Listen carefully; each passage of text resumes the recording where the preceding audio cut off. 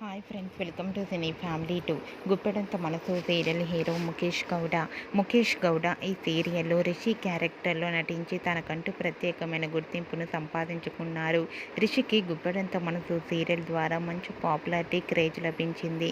ఈ సీరియల్ తనకు సక్సెస్ను అందించడంతో మూవీస్లలో కూడా అవకాశాలు వస్తున్నాయి. ప్రస్తుతం రిషి గీతాశంకరం అనే మూవీ షూటింగ్లో పాల్గొంటూ బిజీగా ఉంటున్నారు. అయితే రీసెంట్గా Guppedantha Manasu serial hero Rishi shooting location latest ఫొటోస్ను షేర్ చేశారు.